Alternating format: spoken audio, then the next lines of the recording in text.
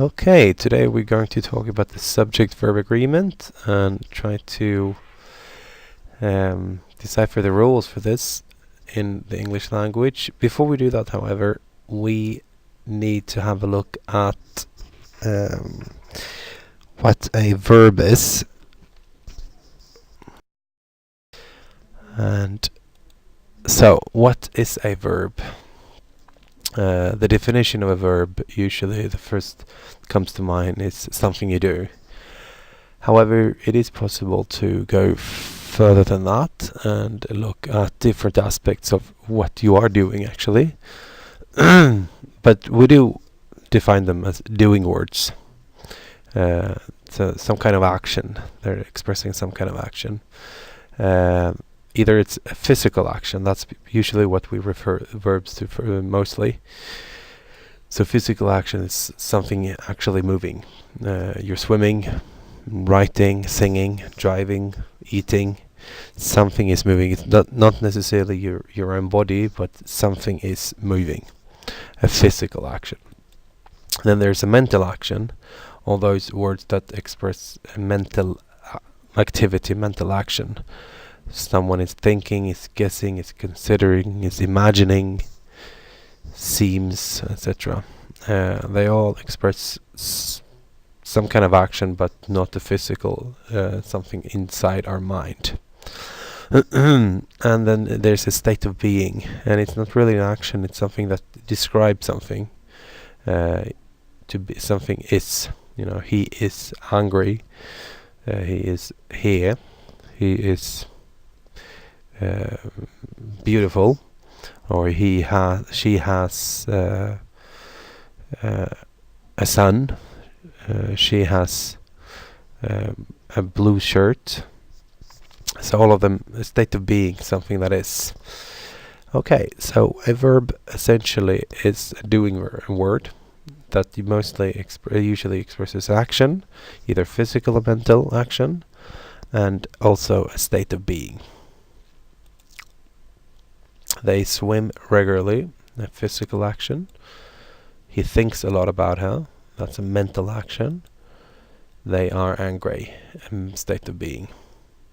Okay. So, the subject-verb agreement. What is the subject-verb agreement? First of all, we need to understand what the subject is. The subject is the person who is, or the object who's performing the action in a sentence, in a phrase. And the form of the verb needs to correspond to that subject. Usually it's about singular and plural. In Swedish it's always the same, and if you compare to other languages, Spanish or Italian, you need to change the verb a lot. In English you need to change the verb a little bit. So the verb must agree with the subject. A singular subject requires a singular verb, and a plural subject needs a plural verb.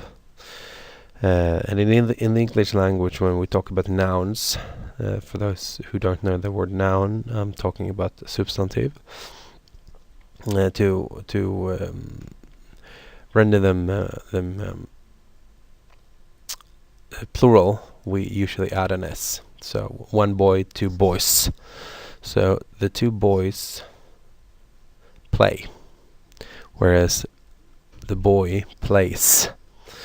So as you may see, on the noun you add an s to make plural. On the verb instead, you actually add an s to make singular.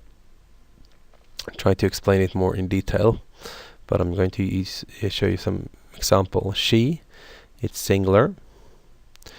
Eats, you add the s singular s. John and Mike, plural. Like, no singular s on the verb. The people of America are friendly. There are irregular verbs as well, such as the verb to be, where you don't it's not about adding or removing the s, it's changing the form of the verb. We'll get back to that as well. So how can you actually tell if the verb is singular or plural? Well, singular verbs, you always add an s to that. For example, She means he plays. John studies, whereas they mean Karen and Alexandra play. They study. The students study. Okay, so you add the s when it's singular, when it's one person performing the action. Some verbs have irregular forms, as I said before. So you have the is for the singular and are for the plural.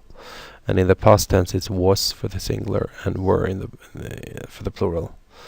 And the verb has for the singular form and the form have for the plural form. You also have do and does, where do is the plural form and does is the singular form. So singular and plural form. Let's compare them. Is turns into are in plural, and has turns into have in plural, and does turns into do in plural. And plays, you just remove the s and you have play as the plural form. So this is how it looks like. Let's watch out. There are a couple of things to watch out for when it comes to the subject-verb agreement. Firstly, when you see any of these expressions, any of, each of, either of, neither of, or none of, usually you have a singular verb. So none of them knows. The singular s is added where it is. The same goes for everyone, everybody, everything, anyone, anybody, or nobody. Everyone thinks he is the present. You add the singular s. Sum of money, distance, or period of time, usually or always singular verbs. So $500 is a lot of money, even though dollars is plural. Obviously, it's money, so it's singular. It's viewed singular. These 3 kilometers feels like 5 kilometers. Obviously, 3 kilometers is more than 1, so it's plural, but it's still viewed singular, so you add the singular s on the verb feel. So feels. Nouns with plural endings are sometimes used with singular verbs. I mean, we look at them as singular entities, like economics. It ends with an s, so it should be a plural form, but it's not. Mathematics, physics, news. So subjects are usually singular, and there's another word here, news. We talked about this when we covered uncountable nouns, but they are singular, even though they may appear as plural. This and the contrary, actually. There are some nouns that don't have plural endings but still are considered plural, also uncountable nouns. People, cattle, audience, family, police, and government. They are plurals, so they need the plural verb. Some of these, it depends on if you're British or American English. For example, family, police, and government, they usually, in the US, they are still singular, but in the UK, it's always plural. So the police is, but usually you refer to the police as the police are. And if the subject has more than one word and there's no noun, so it's usually what we call clause, singular verbs are used. And it's usually like this: to continue, or having said that, being here, and then is used because that's a singular verb form of the verb to be instead of are. And